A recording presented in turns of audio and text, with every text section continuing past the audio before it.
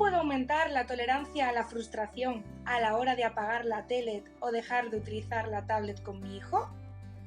¿Cómo puedo enseñarle a diferenciar situaciones y comportamientos correctos? Obsesión, ansiedad, berrinches. ¿Cuál es la relación y cómo puedo aprender a gestionarlo en el día a día? ¿Es necesaria una intervención conductual específica en la intervención en personas con TEA? Estas y muchas otras preguntas os las responderemos hoy en este vídeo en el que hablamos de alteraciones de conducta y trastornos del espectro autista. Quédate hasta el final del vídeo y descubre mucho más.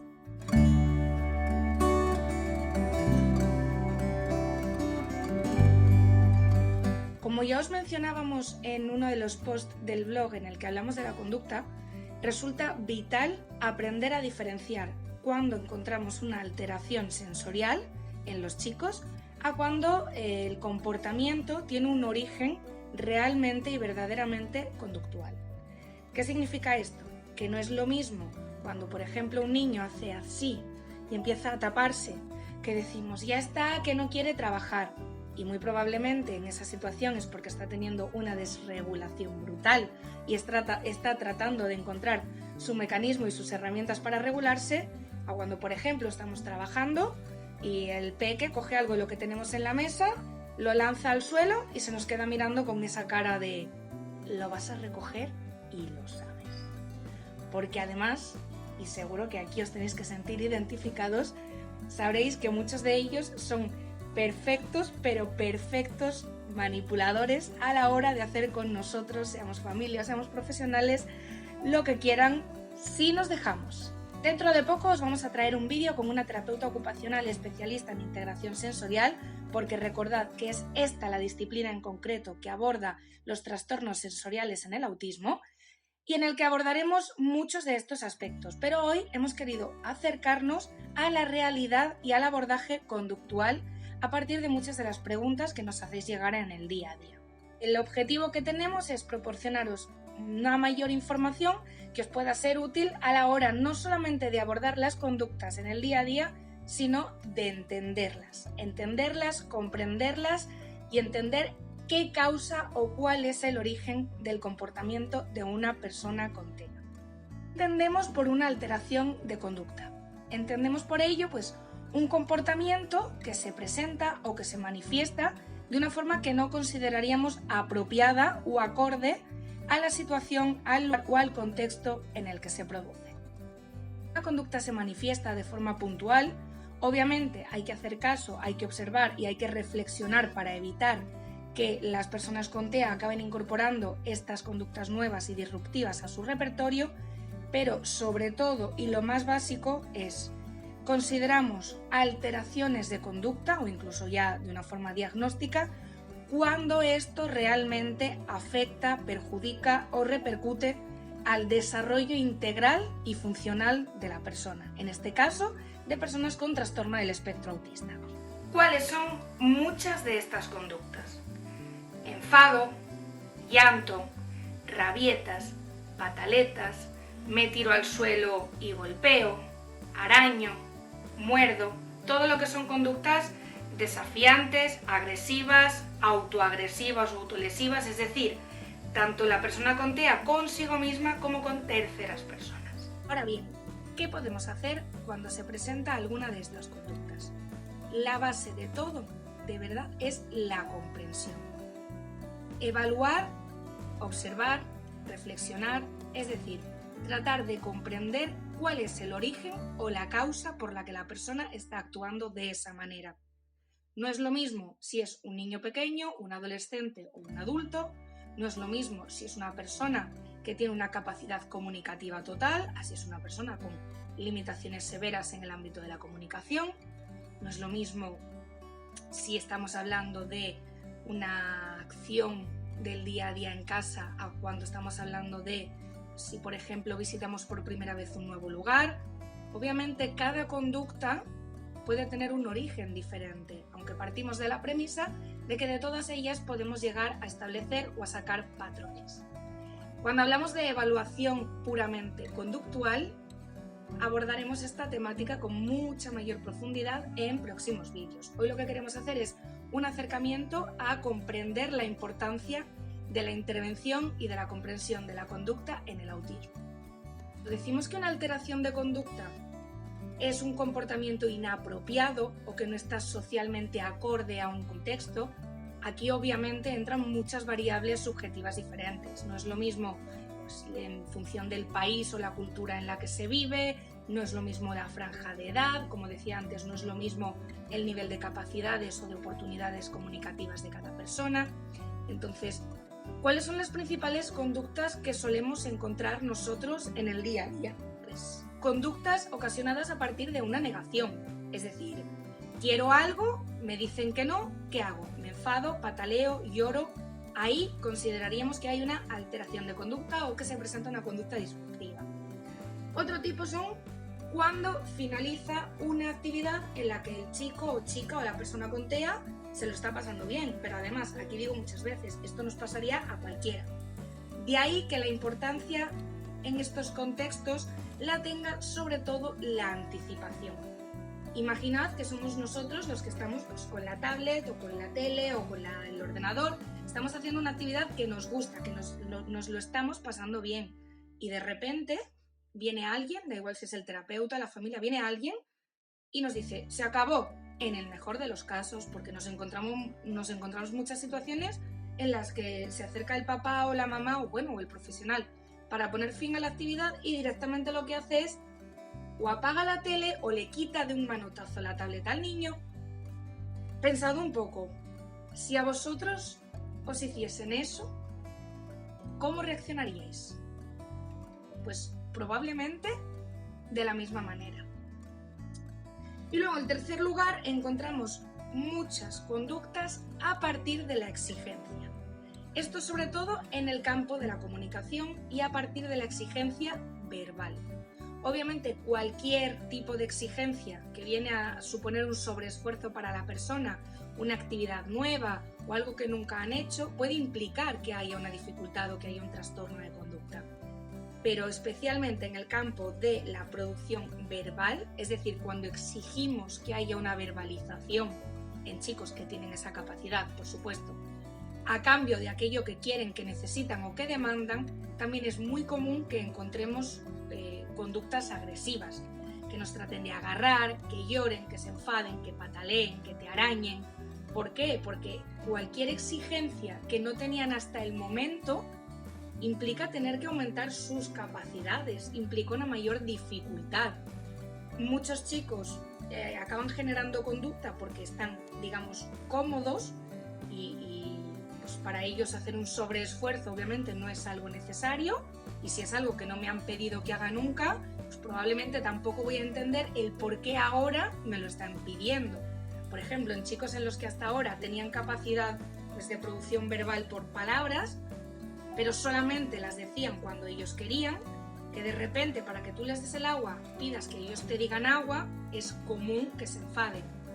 Con esto no digo que hagamos, por supuesto, que los chicos lo pasen mal, que tengan un mal rato, que se desesperen, pero sin exigencia no hay aprendizaje. Dicho todo esto, en nuestra experiencia, los 3 puntos de los que hablamos que principalmente ocasionan conducta y que abordamos hoy, que son la negación, el fin de una actividad y el aumento de exigencia, tienen los 3 un factor común: la tolerancia a la frustración. Por eso hoy, y a partir de todas las preguntas que hemos hablado al inicio y que nos habéis hecho llegar, queremos abordar la necesidad de flexibilizar y trabajar la tolerancia. Independientemente de cómo podamos trabajar la tolerancia a la frustración, que es algo de lo que vamos a hablar un poquito más adelante, resulta imprescindible comprender que la conducta o las alteraciones de conducta no se pueden abordar de forma exitosa con otra conducta. ¿Qué significa esto? Encuentro profesionales en el día a día que me dicen, bueno, no, pero si yo para las alteraciones de conducta sé hacer contenciones, bloqueos, trata de que si una persona con TEA se tira al suelo y patalea, le bloqueemos contra el suelo una y otra vez. Quizás este era un tipo de abordaje anterior, pero eso es un abordaje de verdad de la prehistoria, o sea, de la prehistoria del autismo. O sea, para evitar, o sea, quizás en esa situación obviamente vas a conseguir una contingencia y como decía en un inicio, no es lo mismo la conducta en un niño que en un adulto. Pero esa medida, que además es única y exclusivamente física, no va a conseguir que la conducta se dé con menos frecuencia o llegue a extinguirse, porque en muchas situaciones la conducta viene a partir de problemas en la comunicación, de la no comprensión de reglas y comportamientos sociales, de no comprender o no entender una situación que se está dando en el momento. Entonces, lo único que hacemos en ese tipo de situaciones, si la única medida de abordaje que se tiene en cuenta es física, es crear una contingencia en ese momento, pero realmente no estaremos ayudando a que no se repita más adelante. Por eso, quizás antes de llegar a actuar así, obviamente, cuando hablamos de todo lo que son bloqueos y contenciones, es tanto para prevenir la salud y la seguridad de la persona como de su entorno, tenemos que comprender, hay que hacer un trabajo mucho más, para mí hay que hacer un trabajo de mucho más trasfondo. Hay que entender qué es lo que lo ha ocasionado. No es lo mismo que lo ocasione un trastorno de la comunicación, la falta de comprensión de una situación, los efectos adversos de una medicación. Es que depende mucho de qué es lo que lo está ocasionando. Por eso, lo voy a repetir 30.000 veces a lo largo del vídeo, dependerá siempre de nuestra capacidad de comprender por qué la persona está actuando como está actuando. Como lo que quería hoy es hacer un primer acercamiento a todo lo que tiene que ver con la conducta en trastornos del espectro autista, pero la conducta humana como tal, voy a pasar a responder algunas de las preguntas que nos habéis hecho llegar y poco a poco iremos creando una secuencia de vídeos específicos de la temática de conducta en los que iremos viendo documentos, herramientas, evaluaciones, técnicas, incluso aplicaciones que nos pueden ayudar a la gestión conductual. ¿Cómo aumentamos la tolerancia a la frustración? Pues esto, nada más y nada menos que generando frustración. No sé si es o no es obvio, pero es la forma de aumentar esa flexibilidad. Es decir, si actuamos todo el tiempo previniendo o eliminando situaciones del entorno que pueden generar frustración en los más pequeños, bueno, con personas independientemente de la edad que tengan, lo único que hacemos con eso es reducir su capacidad de frustración. Y muchas veces pensamos que les estamos haciendo un favor, que estamos haciendo algo por ellos y que no queremos que se frustren para que pasen un mal rato, pero lo que muchas veces no pensamos, sobre todo con niños, es que esos niños algún día serán adultos y algún día saldrán ahí fuera a un mundo en el que van a tener que aprender a sobrevivir y a frustrarse. Entonces, todas las herramientas que no les ayudemos a generar desde pequeños son carencias que de un modo u otro estamos contribuyendo a la larga. El mundo, por más que queramos, no se ajusta a lo que nosotros necesitamos, ni mucho menos a lo que necesita una persona con TEA, a lo que necesita, a lo que percibe o a lo que comprende. Entonces, el único modo de realmente prepararles para una vida adulta y el único modo de realmente prepararles para una vida relativamente inclusiva en sociedad es fomentando las situaciones en las que se genera esa frustración. ¿Cómo podemos hacerlo? Pues como decía antes, una de las situaciones que más conducta genera es todo lo que tiene que ver con producción verbal. Obviamente un niño que hasta ahora tenía todo al alcance y nunca se le había exigido verbalmente o se le había exigido solamente en situaciones muy controladas, que él conoce o simplemente habla cuando él quiere, este tipo de situaciones nos van a generar frustración, van a generar que los chicos lloren, que los chicos se enfaden. Y en función de nuestra resistencia van a conseguir que al final los chicos se salgan con la suya y se vayan, o que seamos nosotros los que ganemos esa batalla y se queden y finalmente pues realicen lo que nosotros les estemos pidiendo, como es una verbalización. Como sabéis, si nos seguís en anteriores vídeos y en nuestras redes sociales, en Autismo trabajamos o tratamos de trabajar de una forma muy natural y muy funcional. Es decir, intentamos involucrar tanto a la familia como a la propia persona con TEA en sus situaciones del día a día y trabajar a partir de ahí esa frustración. Es decir, no crear escenarios irreales que no tienen sentido ninguno, sino abordarlo desde su propia naturaleza. Es que como tiene TEA, ¿qué? ¿Qué pasa? ¿Que no hay que exigirles? ¿Se tolera todo? ¿De verdad creéis que eso les hace algún favor? No, es que no. Lo único que estáis consiguiendo con eso es privarles del desarrollo de habilidades que realmente repercuten e impactarán en su futuro a la hora de, me da igual etapas adolescentes, inserción laboral, llegar a tener una familia, da igual el ámbito a futuro, pero realmente somos nosotros los responsables tanto de lo que se genera como de lo que no, tanto para bien como para mal. Entonces, si queréis que haga un vídeo hablando de forma específica de cómo generar situaciones que a través de la frustración nos ayudan a adquirir aprendizajes, pues creamos un vídeo de ello y nos lo podéis dejar en los comentarios. Otra pregunta que nos hacían es cómo enseñar a las personas con TEA a diferenciar comportamientos correctos de comportamientos incorrectos. Esto, como os decía antes, es una pregunta, pues un tema muy subjetivo. ¿Qué es lo que define lo correcto de lo incorrecto? ¿Qué es lo que, en función de cada cultura, de cada país, de cada lugar, habrá situaciones que sean comunes y otras que no? Obviamente partimos de la premisa de la capacidad cognitiva o comprensiva que tenga la persona con TEA. Muchas veces nos empeñamos en que entiendan la totalidad de una situación cuando ni siquiera están entendiendo una parte pequeña de ella.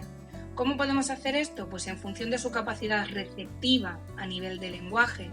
Podemos explicarles, podemos sentarnos, podemos apoyarnos o utilizar imágenes visuales para que comprendan una situación, pero esto requiere no solamente habilidades cognitivas básicas, sino lo que llamamos cognición social o teoría de la mente, que es comprender tanto mis comportamientos como el comportamiento en terceros y por qué las personas actúan como actúan o por qué se actúa de un modo u otro en cada contexto. Podemos hacer un vídeo en el que hablemos de ejercicios y actividades que nos permiten trabajar las emociones, el autoconocimiento o la teoría de la mente para facilitar la comprensión de conductas operantes, o sea, de conductas correctas en el día a día. Hablamos de obsesión, ansiedad. Hoy nos decían que muchas veces los niños se enganchan con un determinado juguete, a darle vueltas a una rueda en concreto, a un sonido. Como hablábamos al inicio de todo, muchas veces esos enganches no son una conducta como tal, son una necesidad de regulación sensorial. Ahora bien, tenemos que una vez más acercarnos a comprender la necesidad de la persona en ese momento para abordarlo de la forma más adecuada. Hasta aquí el vídeo de hoy. No olvidéis suscribiros al canal para que os notifiquemos cada vez que subamos un nuevo vídeo y actualicemos contenido. Dadle like, dadle me gusta si os ha gustado, compartidlo para que podamos ayudar a más personas y nos vemos en el próximo vídeo. ¡Un saludo!